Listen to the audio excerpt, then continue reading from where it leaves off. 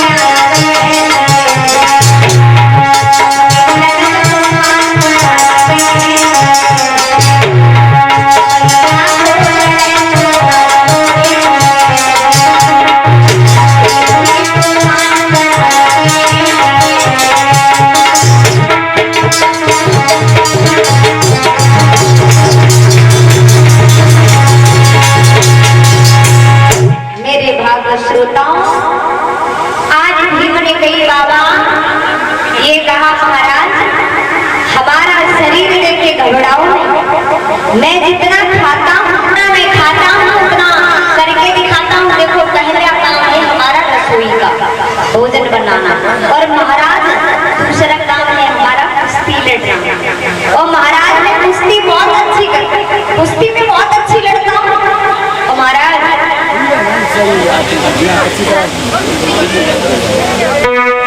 अगर विश्वास ना हुए, अगर आपको विश्वास ना हो महाराज कि हम कुश्ती नहीं लड़ पाते, तो आप एक काम करो, आपके घर में कोई, आपके दरबार में, आपके राज्य में अगर कोई योद्धा हो, कोई पहलवान हो, तो एक बार देख लो। हाँ बोले हैं ठीक राजा धीराज आए हैं।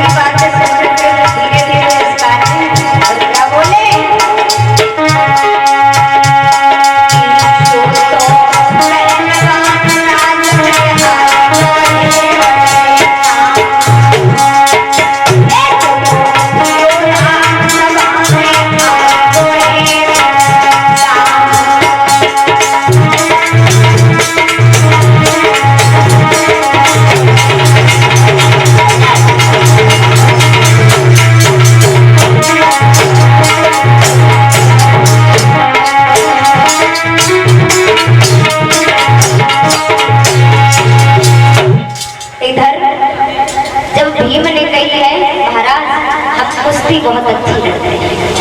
अच्छा हाँ, और महाराज जितना हम खाते हैं ना उससे ज्यादा काम करते हैं।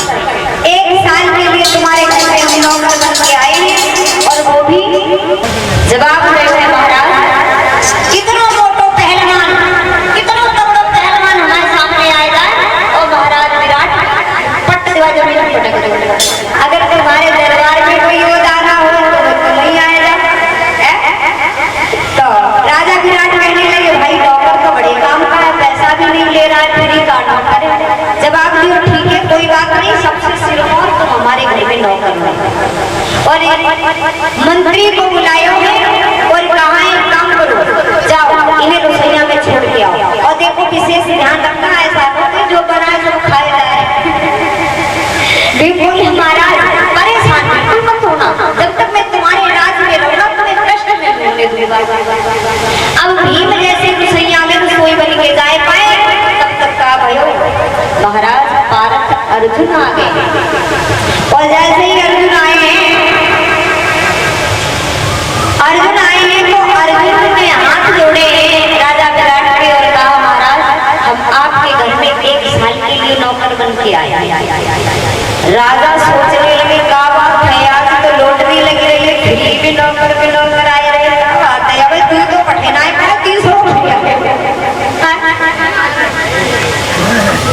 महाराज। राजा विराट ने कहा एक बात बताइए और महाराज अर्जुन और यानी औरत के रूप में पहुंचे तुम कहाँ रहती हो? अर्जुन बोले मैं रहती नहीं रहता हूँ, स्त्री नहीं मैं पुरुष हूँ, लेकिन मुझे ऋषि ने श्राप दे दिया महाराज मैं इसलिए नारी बन गया, पर मैं नारी नहीं मैं पुरुष हूँ, मैं महिला नहीं मैं पुरुष हूँ महाराज, मुझे ऋषियों ने श्राप दे दिया। तो बताइए क्या बात है? जवाब दो महाराज हमें ऋषि ने श्राप दे दिया। हम हस्तिनापुर के वासी हैं, हम हस्तिनापुर के वासी थे, पांडवों के नौकर थे, लेकिन पांडवों को वनवास हो गया, वे दर दर भटक रहा था, ऋषियों का अपमान हो गया मुझसे, ऋषियों ने श्राप दे दिया मैं नारी बन गया। और महाराज मैं काम करता हूँ, नाच गाना सिखाता हूँ। तुम्हारे घर में अगर कोई कुंवारी लड़की हो गई, तुम्हारे घर में कुंवारी बिटिया हो गई तो हम भाई नाच बहुत अच्छे सिखाई देंगे। महाराज सुनो क्या बोले ये वही बात जिनके कांडीव धनुष के टंकार से बड़े बड़े योद्धा प्राप्त जाते थे, आज वो साड़ी पहने। बाबा हमारे समय ध्यान रखना भक्तों, जब समय अपना चक्र चलाता है ना तो बलवान को तो बल हर जाता है, बुद्धिमान की बुद्धि हर जाती है। बाहर समय जो भारत धनुष के आगे किसी को टिकने नहीं देता, आज वही भारत साड़ी पहने हाथ में चूड़ी पहने राजा के दरबार में खड़े हाय हाय क्या बोले हैं भारत महाराज।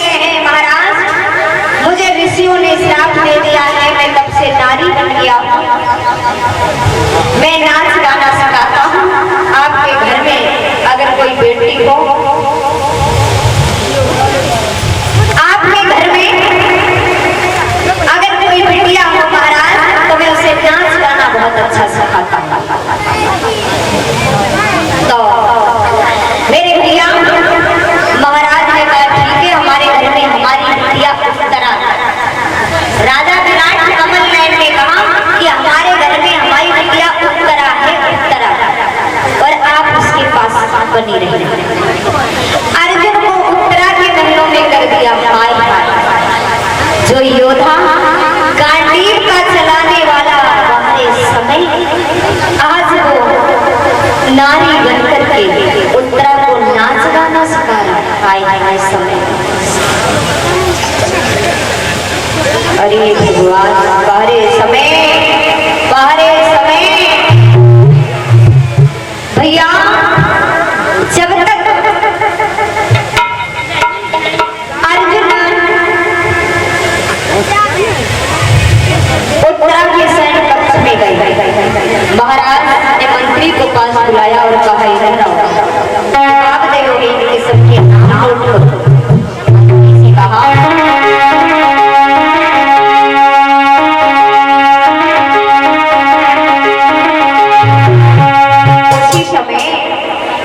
नकुल और सहदेव आ गए, हाथ जोड़कर बोले महाराज, मैं हस्तिनापुर का वासी हूँ और मैं पांडवों का नौकर था, नौकर।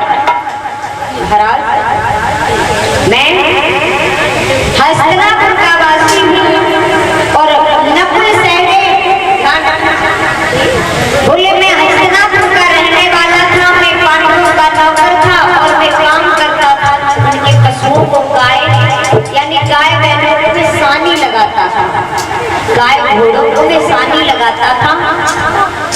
महाराज, मैं घुड़साले में रहता था और हस्तिनापुर के पांडवों को वनवास हो गया, मैं दर बदर भटक रहा। महाराज मंत्री से कहने लगे क्यों, ओए आज तो नौकर पे नौकर आए रहे, क्या बात है, अभी तीन को भेज नहीं पाए तो फिर आ गए कहीं से। बोले अच्छा तुम पांडवों के नौकर हो? बोले हाँ। ठीक है, क्या काम है तुम्हारा? हम आपके घर में गाय गाओ और तुम्हारे घोड़ों को घास डालता रहा। घुड़साले का काम करो और पैसा नहीं लूंगा, 1 साल के लिए आया हूँ नौकर बनकर, ज्यादा दिन के लिए नहीं, पैसा 1 भी नहीं लूंगा, हमारा सिर्फ भोजन देते रहना। और जैसे राजा ने सुनी बिना पैसा के नौकर, आया बड़े खुश हुए। मंत्री को बुलाया, इधर आओ, एक काम करो, इनके सबके नाम नोट करो। मंत्री बोला जी महाराज अभी रुको।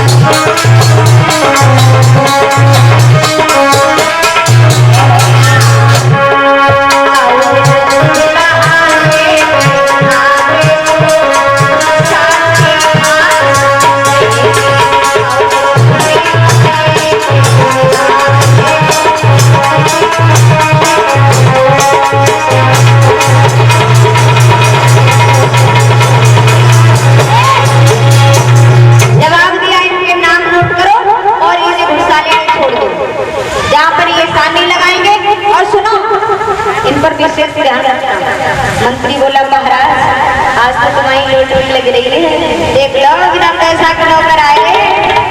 महाराज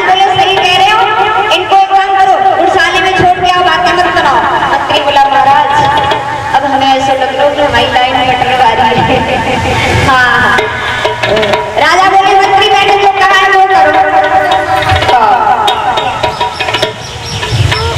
मंत्री ने घुड़साली ने छोड़ा ना सुनो जरा संभाल के सानी लगाना ठीक है, कोई शिकायत ना मिल जाए। नकुल सहदेव बोले भैया कुछ ज्यादा ही गंभीर है मंत्री, एक ही लठ में लाड़ा तो घट्टा से बैठ जाएगा मंत्री, अबे हमें जान नकुल सहदेव बोले कोई बात नहीं, सर्दी है वो कम दे मंत्री को कम दे सर्दी है मेरे भैया। और जैसे ही नकुल सहदेव गौशाला में पहुंच नहीं पाए तो ले भैया द्रौपदी पहुंची गई राजा विराट की सभा में। और राजा विराट ने जैसे ही देखा सामने से द्रौपदी को देखा, कौन ये औरत कौन आ रही है? ए मंत्री ये औरत कौन आ रही है? मैया द्रौपदी ने दोनों हाथ जोड़े, महाराज